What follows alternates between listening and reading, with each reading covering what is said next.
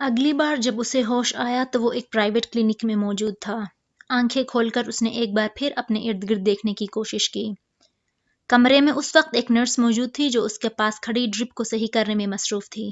سالار نے اسے مسکراتے دیکھا تھا، وہ اس سے کچھ کہنا چاہ رہا تھا مگر اس کا ذہن ایک بار پھر تاریکی میں ڈوب گیا۔ دوسری بار اسے کب ہوش آیا اسے اندازہ نہیں ہوا، مگر دوسری بار آنکھیں کھولنے پر اس نے اس کمرے میں کچھ شناسا چہرے دیکھے تھے۔ اسے آنکھیں کھولتے دیکھ کر ممی اس کی طرف بڑھ آئی تھیں۔ کیسا محسوس کر رہے ہو تم؟ انہوں نے اس پر جھکتے ہوئے بے تابی سے کہا۔ جسٹ فائن، سالار نے دور کھڑے سکندر عثمان کو دیکھتے ہوئے دھیمے لہجے میں کہا۔ اس سے پہلے کہ اس کی ممی کچھ اور کہتی، کمرے میں موجود ایک ڈاکٹر آگے آ گیا تھا اور اس کے نبض چیک کرنے لگا تھا۔ ڈاکٹر نے انجیکشن لگانے کے بعد ایک بار پھر اسے ڈرپ لگائی۔ سالار نے کچھ بیزاری کے ساتھ یہ کارروائیاں دیکھی۔ ڈرپ لگانے کے بعد وہ سکندر عثمان اور اس کی بیوی سے باتیں کرنے لگا۔ سالار اس گفتگو کے دوران چھت کو گھورتا رہا، پھر کچھ دیر بعد ڈاکٹر کمرے سے نکل گیا۔ کمرے میں اب مکمل خاموشی تھی۔ سکندر عثمان اور اس کی بیگم اپنے سر پکڑے بیٹھے تھے۔ ان کی تمام کوششوں اور احتیاط کے باوجود یہ سالار سکندر کی خودکشی کی چوتھی کوشش تھی اور اس بار وہ واقعی مرتے مرتے بچا تھا۔ ڈاکٹرز کے مطابق اگر چند منٹوں کی تاخیر ہو جاتی تو وہ اسے بچا نہیں سکتے تھے۔ سکندر اور اس کی بیوی کو ملازم نے رات کے 2 بجے سالار کے خودکشی کی اس کوشش کے بارے میں بتایا تھا اور وہ دونوں میاں بیوی پوری رات سو نہیں سکے تھے۔ سکندر عثمان نے صبح فلائٹ ملنے تک تقریباً 150 سگریٹ پھونک ڈالے تھے، مگر اس کے باوجود ان کی بے بسی، بے چینی اور اضطراب میں کمی نہیں ہو پا رہی تھی۔ میری سمجھ میں نہیں آتا یہ آخر اس طرح کی حرکتیں کیوں کرتا ہے، آخر اس پر ہماری نصیحتوں اور ہمارے سمجھانے کا اثر کیوں نہیں ہوا؟ سکندر عثمان نے دوران سفر کہا۔ میرا تو دماغ پھٹنے لگتا ہے جب میں اس کے بارے میں سوچتا ہوں۔ کیا نہیں کیا میں نے اس کے لیے، ہر سہولت، بہترین تعلیم، حتیٰ کہ بڑے بڑے سائیکیٹرسٹ کو دکھا چکا ہوں، مگر نتیجہ وہی ڈھاک کے 3 پات۔ میری تو سمجھ میں نہیں آتا کہ مجھ سے کیا غلطی ہو گئی ہے، جو سزا مجھے مل رہی ہے۔ جاننے والوں کے درمیان مذاق بن گیا ہوں میں اس کی وجہ سے۔ سکندر عثمان بہت پریشان تھے۔ ہر وقت میرا دم حلق میں اٹکا رہتا ہے کہ پتہ نہیں وہ کس وقت کیا کر گزرے۔ اتنی احتیاط برتنے کا یہ نتیجہ نکلا کہ اب ایک بار پھر ہم غافل ہوئے اور وہ وہی حرکت کر گزرا ہے۔ طیبہ نے اپنی آنکھوں میں امڑتے ہوئے آنسوؤں کو ٹشو کے ساتھ صاف کیا۔ وہ دونوں اس طرح کی باتیں کرتے ہوئے کراچی سے اسلام آباد آئے تھے، مگر سالار کے سامنے اگر دونوں کو چپ لگ گئی تھی۔ ان دونوں ہی کو سمجھ میں نہیں آ رہا تھا کہ وہ اس حالت میں اس سے کیا کہیں۔ سالار کو ان کی دلی اور ذہنی کیفیت کا اچھی طرح اندازہ تھا اور وہ ان کی خاموشی کو وہ غنیمت جان رہا تھا۔ انہوں نے اس دن ان سے کچھ نہیں کہا تھا، اگلے دن بھی وہ خاموش ہی رہے تھے، مگر تیسرے دن ان دونوں نے اپنی خاموشی توڑ دی تھی۔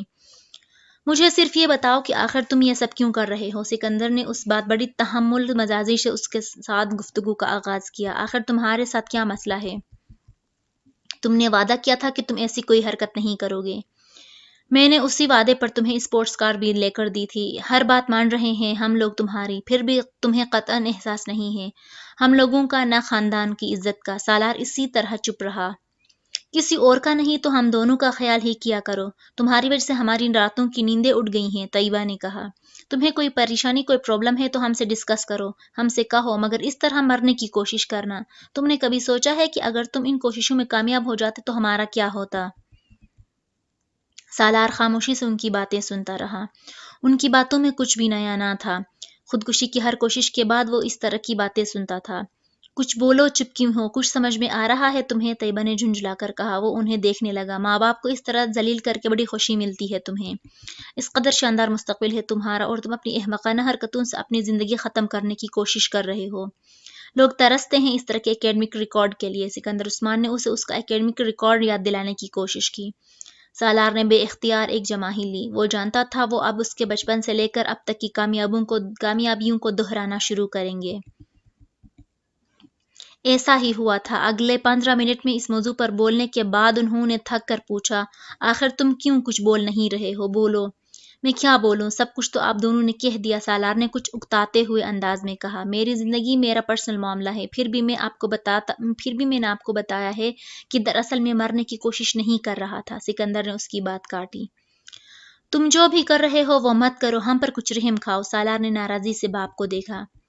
تم آخر یہ کیوں نہیں کہہ دیتے کہ تم آئندہ ایسی کوئی حرکت نہیں کرو گے؟ فضول میں کیوں بحث کرتے جا رہے ہو؟ اس بار طیبہ نے اس سے پوچھا۔ اچھا ٹھیک ہے، نہیں کروں گا ایسی کوئی بھی حرکت، سالار نے بیزاری سے جیسے ان دونوں سے جان چھڑانے کے لیے کہا۔ سکندر نے ایک گہری سانس لی، وہ اس کے وعدے پر مطمئن نہیں ہوئے تھے، نہ وہ نہ ان کی بیوی، مگر ایسے وعدے لینے کے علاوہ ان کے پاس کوئی اور چارہ نہیں تھا۔ وہ بچپن سے اپنے اس بیٹے پر فخر کرتے آ رہے تھے، مگر پچھلے کئی سالوں سے ان کا وہ فخر ختم ہو گیا تھا۔ جتنا پریشان انہیں سالار نے کیا تھا اتنا ان کے باقی بچوں نے مل کر بھی نہیں کیا تھا۔ اب کیسا ہے تمہارا دوست؟ گئے تھے تم اس کی خیریت دریافت کرنے؟ امامہ وسیم کے ساتھ مارکیٹ جا رہی تھی، اچانک اسے سالار کا خیال آیا۔ پہلے سے تو کافی بہتر ہے، شاید کل پرسوں تک ڈسچارج ہو جائے۔ وسیم نے اسے سالار کے بارے میں تفصیلات سے آگاہ کیا۔ تم چلو گی واپسی پر اس کو دیکھنے؟ وسیم کو اچانک خیال آیا۔ میں؟ امامہ حیران ہوئی۔ میں کیا کروں گی جا کر؟ خیریت دریافت کرنا، اور کیا کرنا ہے تمہیں؟ وسیم نے سنجیدگی سے کہا۔ اچھا، امامہ نے کچھ تامل سے کہا۔ چلو ٹھیک ہے، چلیں گے، حالانکہ اس طرح کے مریض کی عیادت کرنا فضول ہے، اس نے لاپرواہی سے کندھے اچکاتے ہوئے کہا۔ ایسا مجھے توقع تھی کہ اس کے پیرنٹس ہمارے گھر آئیں گے شکریہ وغیرہ ادا کرنے، ہم نے ان کے بیٹے کی جان بچا لی، کس قدر بروقت مدد کی تھی ہم نے، مگر انہوں نے بھولے سے ہمارے گھر کا رخ نہیں کیا۔ امامہ نے تبصرہ کیا۔ تم ان بیچاروں کی کنڈیشن کا اندازہ ہی نہیں کر سکتی، کس منہ سے وہ شکریہ ادا کرنے آئیں، اور پھر اگر کوئی یہ پوچھ بیٹھے کہ آپ کے بیٹے نے ایسی حرکت کیوں کی تو وہ دونوں کیا جواب دیں گے؟ وہ بیچارے عجیب مشکل میں پھنسے ہوئے ہیں، وسیم نے قدر افسوس کرنے والے انداز میں کہا۔ ویسے اس کے پیرنٹس تو بہت امیر ہیں، ویسے اس کے پیرنٹس نے میرا بہت شکریہ ادا کیا ہے، اور ممی اور بابا پرسوں جب اس کی خیریت دریافت کرنے گئے تو انہوں نے وہاں بھی ان دونوں کا بہت شکریہ ادا کیا۔ یہ تو ممی اور بابا کی سمجھداری تھی کہ انہوں نے ان سے کوئی سوال نہیں کیا سالار کے بارے میں، ورنہ تو ادھر بھی خاصی خفت کا سامنا کرنا پڑتا انہیں، وسیم نے گاڑی موڑتے ہوئے کہا۔ مگر آخر تمہارے اس دوست کا مسئلہ کیا ہے؟ کیوں بیٹھے بٹھائے اس طرح کی احمقانہ حرکتیں کرنے لگتا ہے؟ امامہ نے پوچھا۔ تم مجھ سے اس طرح پوچھ رہی ہو جیسے وہ مجھے سب کچھ بتا کے یہ سب کچھ کرتا ہوگا، مجھے کیا پتا وہ کس لیے یہ سب کچھ کرتا ہے یا کیوں کرتا ہے۔ تمہارا اتنا گہرا دوست ہے، تم پوچھتے کیوں نہیں اس سے؟ اتنا گہرا بھی نہیں کہ ایسی باتوں کے بارے میں مجھے وہ بتانے لگے، اور ویسے بھی میں کیوں پوچھوں گا؟ ہوگا اس کا کوئی مسئلہ، تو پھر بہتر نہیں ہے کہ تم ایسے دوستوں سے کچھ فاصلے پر رہو، ایسے لوگوں سے دوستی اچھی نہیں ہوتی۔ اگر کل کو تم نے بھی ایسی حرکت شروع کر دی تو؟ ویسے تم نے اس دن جو حرکت کی تھی وہ اگر اسے یاد ہی ہے تو ہماری دوستی میں خود ہی خاصا فرق آ جائے گا، وسیم نے کچھ جتانے والے انداز میں کہا۔ میں نہیں سمجھتی کہ اسے وہ تھپڑ یاد ہوگا، وہ صحیح طور پر ہوش میں نہیں تھا۔ تم سے ذکر کیا اس نے اس بارے میں؟ امامہ نے پوچھا۔ نہیں، مجھ سے کہا تو نہیں، مگر ہو سکتا ہے اسے یاد ہو، تم نے اچھا نہیں کیا تھا۔ اس نے حرکت ہی ایسی کی تھی، ایک تو اپنا ہاتھ کھینچ رہا تھا، دوسرے گالیاں دے رہا تھا، اوپر سے میرا دوپٹہ بھی کھینچ لیا۔ اس نے دوپٹہ نہیں کھینچا تھا، اس کا ہاتھ لگا تھا، وسیم نے سالار کا دفاع کرتے ہوئے کہا۔ جو بھی تھا اس وقت تو مجھے بہت غصہ آ گیا تھا، مگر بعد میں مجھے افسوس بھی ہوا، اور میں نے تو اللہ کا بہت شکر ادا کیا کہ وہ بچ گیا، اگر کہیں وہ مر جاتا تو مجھے تو بہت ہی پچھتاوا ہوتا اپنے اس تھپڑ کا، امامہ نے قدر معذرت خواہانہ انداز میں کہا۔ چلو تم آج جا ہی رہی ہو تو معذرت کر لینا، وسیم نے مشورہ دیا۔ کیوں ایکسکیوز کروں؟ ہو سکتا ہے اسے کچھ یاد ہی نہ ہو، پھر میں خواہ گڑے مردے اکھاڑوں، اسے یاد دلاؤں کہ میں نے اس کے ساتھ ایسا کیا تھا، امامہ نے فوراً کہا۔ اور فرض کرو اسے سب یاد ہو تو کیا ہوگا؟ وہ کون سا ہمارا رشتہ دار ہے کہ اس سے تعلقات خراب ہو جائیں گے یا میل جول میں فرق پڑے گا، امامہ نے لاپرواہی سے کہا۔ شاپنگ کرنے کے بعد سالار اسے کلینک لے آیا تھا جہاں سالار زیر علاج تھا۔ وہ دونوں جس وقت اس کمرے میں داخل ہوئے اس وقت وہ سوپ پینے میں مصروف تھا۔ سالار نے وسیم کے ساتھ آنے والی لڑکی کو دیکھا اور فوراً پہچان لیا تھا، اگرچہ اس رات اس حالت میں وہ اسے شناخت نہیں کر سکا تھا، مگر اس وقت اسے دیکھتے ہی وہ پہچان گیا تھا۔ اپنی ممی سے یہ بات وہ پہلے ہی جان چکا تھا کہ وسیم کی بہن نے اسے فرسٹ ایڈ دی تھی، مگر اسے وہ فرسٹ ایڈ یاد نہیں تھی، بس وہ زناٹے دار تھپڑ یاد تھا جو اس رات اسے پڑا تھا۔ اس لیے امامہ کو دیکھتے ہی وہ سوپ پیتے پیتے رک گیا۔ اس کی جھپتی ہوئی نظروں سے امامہ کو اندازہ ہو گیا کہ اسے یقیناً اس رات والے واقعات کسی حد تک یاد تھے۔ رسمی علیک سلیک کے بعد اس کی ممی امامہ کا شکریہ ادا کرنے لگی، جبکہ سالار نے سوپ پیتے ہوئے گہری نظروں سے اسے دیکھا۔ وسیم سے اس کی دوستی کو کئی سال گزر چکے تھے اور اس نے وسیم کے گھر میں امامہ کو بھی کئی بار دیکھا تھا، مگر اس سے پہلے کبھی توجہ نہیں دی تھی۔ اس دن پہلی بار وہ اس قدر تنقیدی انداز میں غور کر رہا تھا۔ اس کے دل میں امامہ کے لیے تشکر یا احسان مندی کے لیے کوئی جذبات نہیں تھی، اس کی وجہ سے اس کے سارے پلان کا بیڑا غرق ہو گیا تھا۔ امامہ اس کی ممی سے گفتگو میں مصروف تھی، مگر وہ وقتاً فوقتاً اپنے اوپر پڑنے والی اس کی نظروں سے بھی واقف تھی۔ زندگی میں پہلی بار اسے کسی کی نظریں اتنی بری لگی تھیں۔ ایک لمحے کے لیے اس کا دل چاہ رہا تھا کہ وہ اٹھ کر وہاں سے بھاگ جائے۔ سالار کے بارے میں اس کی رائے اور بھی خراب ہو گئی تھی۔ وہ اپنے اس تھپڑ کے لیے معذرت کے ارادے سے وہاں آئی تھی، مگر اس وقت اس کا دل چاہ رہا تھا اسے دو چار اور تھپڑ لگا دے۔ تھوڑی دیر وہاں بیٹھنے کے بعد فوراً ہی وہ واپس جانے کے لیے اٹھ کھڑی ہوئی، اور واپس جاتے ہوئے اس نے سالار کے ساتھ الیک سلیک کا تکلف بھی نہیں کیا۔ وہ صرف اس کی ممی کے ساتھ دعا سلام کے بعد سالار کی طرف دیکھے بغیر باہر نکل آئی، اور باہر آ کر اس نے سکون کا سانس لیا تھا۔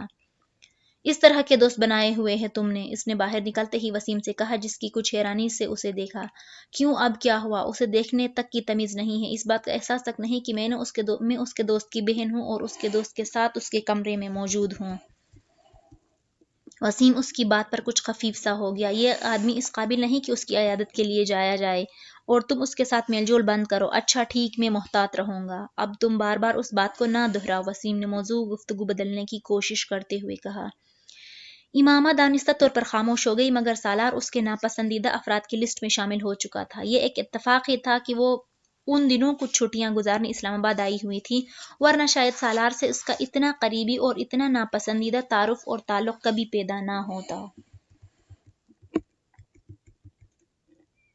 اسلام قبول کرنے کے بعد اس نے پہلی بار جلال انصر کو تب قریب سے دیکھا جب ایک دن وہ چاروں کالج کے لان میں بیٹھی گفتگو میں مصروف تھی۔ وہ وہاں کسی کام سے آیا تھا۔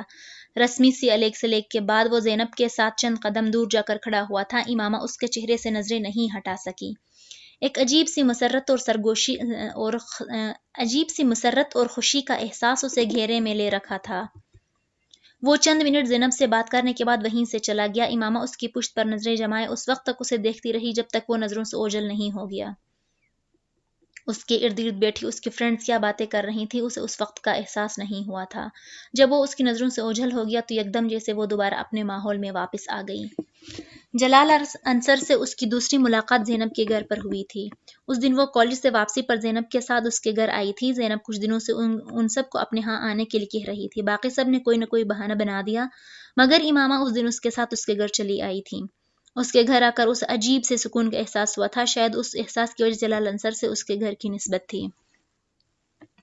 وہ ڈائننگ روم میں بیٹھی ہوئی تھی اور زینب چائے تیار کرنے کے لیے کچن میں گئی تھی۔ جب ڈائننگ روم میں داخل ہوا، امامہ کو وہاں دیکھ کر کچھ چونک گیا۔ شاید اسے امامہ کو وہاں دیکھنے کی توقع نہیں تھی۔ السلام علیکم، کیا حال ہے آپ کا؟ جلال نے شاید اس طرح بے دھڑک اندر داخل ہونے پر اپنی جھیپ مٹانے کے لیے کہا۔ امامہ نے رنگ بدلتے چہرے کے ساتھ اس کا جواب دیا۔ زینب کے ساتھ آئی ہیں آپ؟ اس نے پوچھا۔ جی۔ زینب کہاں ہے؟ میں دراصل اس کو ڈھونڈتے ہوئے یہاں آ گیا تھا، مجھے پتہ نہیں کہ اس کی کوئی دوست یہاں موجود ہے، کچھ معذرت خواہانہ انداز میں کہتے ہوئے وہ پلٹ گیا۔ آپ بہت اچھی نعت پڑھتے ہیں، امامہ نے بے ساختہ کہا۔ وہ ٹھٹک گیا۔ شکریہ۔ وہ کچھ حیران نظر آیا۔ آپ نے کہاں سنی ہے؟ ایک دن میں نے زینب کو فون کیا تھا، جب تک فون ہولڈ رہا مجھے آپ کی آواز آتی رہی۔ پھر زینب سے آپ کے بارے میں پتہ چلا۔ میں اس نعتیہ مقابلے میں گئی تھی جہاں آپ نے وہ نعت پڑھی تھی، وہ بے اختیار کہتی چلی گئی۔ جلال انصر کی سمجھ میں نہیں آیا وہ حیران ہو یا خوش۔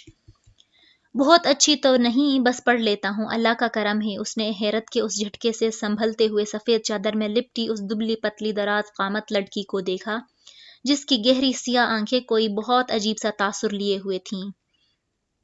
اپنی آواز کی تعریف وہ بہت سے سن چکا تھا، مگر اس وقت اس لڑکی کی تعریف اس کے لیے قدر غیر معمولی تھی، اور جس انداز میں اس سے یہ کہا تھا وہ اس سے بھی زیادہ عجیب۔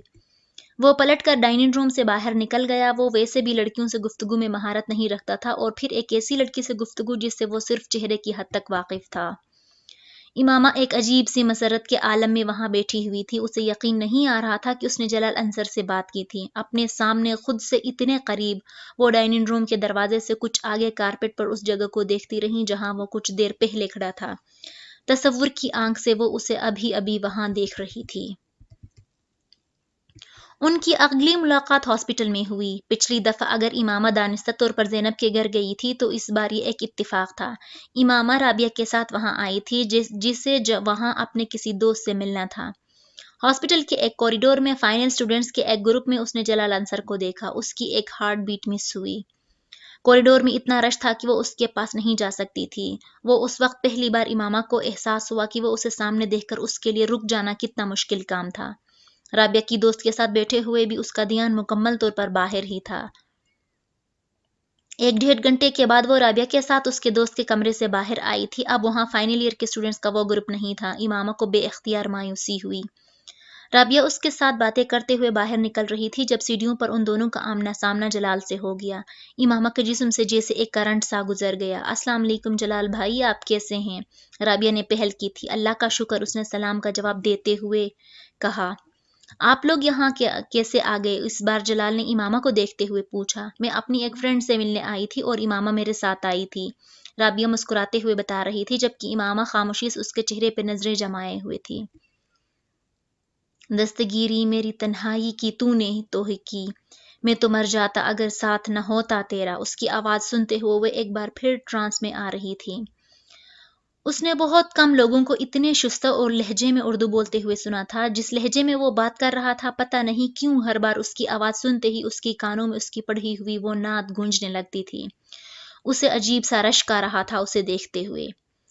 جلال نے رابعہ سے بات کرتے ہوئے شاید اس کی محویت کو محسوس کیا تھا، اس لیے بات کرتے کرتے اس نے امامہ کی طرف دیکھا اور مسکرایا۔ امامہ نے اس کے چہرے سے نظریں ہٹا لی۔ بے اختیار اس کا دل چاہا تھا وہ اس شخص کے اور قریب چلی جائیں۔ جلال سے نظریں ہٹا کر ارد گرد گزرتے لوگوں کو دیکھتے ہوئے اس نے 3 بار لا حول پڑھی۔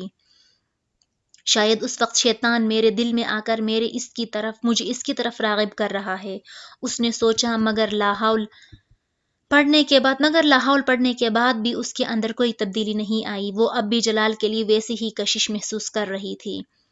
اسجد سے اتنے سالوں کی منگنی کے بعد بھی کبھی اس نے اپنے آپ کو اس کے لیے اس طرح بے اختیار ہوتے نہیں دیکھا تھا جس طرح وہ اس وقت ہو رہی تھی۔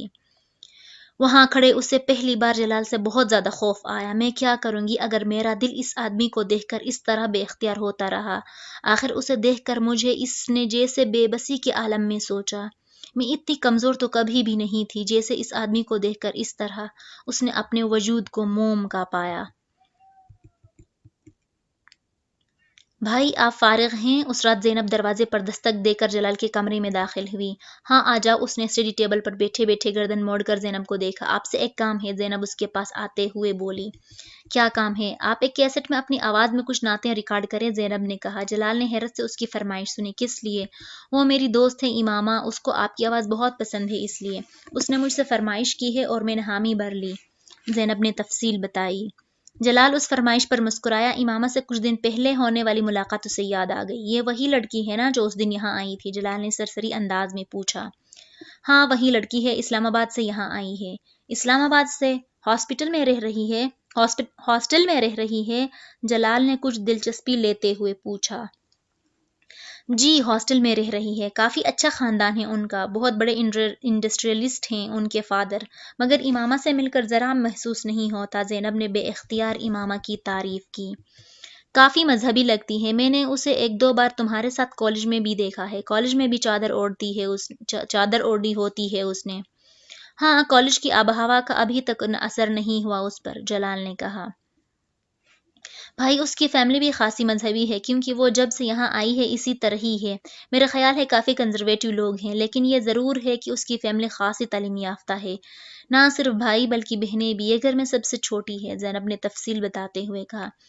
تو پھر آپ کب ریکارڈ کر دیں گے؟ زینب نے پوچھا۔ تم کل لے لینا، میں ریکارڈ کر دوں گا، جلال نے کہا۔ وہ سر ہلاتے ہوئے کمرے سے نکل گئیں۔ جلال کچھ دیر سوچ میں ڈوبا رہا، پھر دوبارہ اسی کتاب کی طرف متوجہ ہوئے جسے وہ پڑھ رہا تھا۔ ان کی اگلی ملاقات لائبریری میں ہوئی تھی۔ اس بار امامہ اسے وہاں موجود دیکھ کر بے اختیار اس کی طرف چلی گئی تھی۔ رسمی علیہ السلام کے بعد امامہ نے کہا، میں آپ کا شکریہ ادا کرنا چاہتی تھی۔ جلال نے حیرانی سے اسے دیکھا۔ کس لیے؟ اس کیسٹ کے لیے جو آپ نے ریکارڈ کر کے بھجوائی تھی، جلال مسکرایا۔ نہیں اس کی ضرورت نہیں ہے، مجھے اندازہ نہیں تھا کہ کوئی مجھ سے ایسی فرمائش کر سکتا ہے۔ آپ بہت خوش قسمت ہیں، امامہ نے مدھم آواز میں اسے دیکھتے ہوئے کہا۔ میں کس حوالے سے؟ جلال نے ایک بار پھر حیران ہوتے ہوئے پوچھا۔ ہر حوالے سے، آپ کے پاس سب کچھ ہے۔ آپ کے پاس بھی تو بہت کچھ ہے۔ وہ جلال کی بات پر عجیب سے انداز میں مسکرائی۔ جلال کو شبہ ہوا تھا کہ اس کی آنکھوں میں کچھ نمی نمودار ہوئی تھی، مگر وہ یقین سے نہیں کہہ سکتا تھا۔ وہ اب نظریں جھکائے ہوئے تھی۔ بہت کچھ بھی نہیں، پہلے کچھ بھی نہیں تھا، اب واقعی سب کچھ ہے، جلال نے مدھم آواز میں اسے کہتے سنا۔ وہ نہ سمجھنے والے انداز میں اسے دیکھنے لگا۔ آپ اتنی محبت سے رسول صلی اللہ علیہ وسلم کا نام لیتے ہیں تو میں سوچتی ہوں کہ اس نے اپنی بات ادھوری چھوڑ دی۔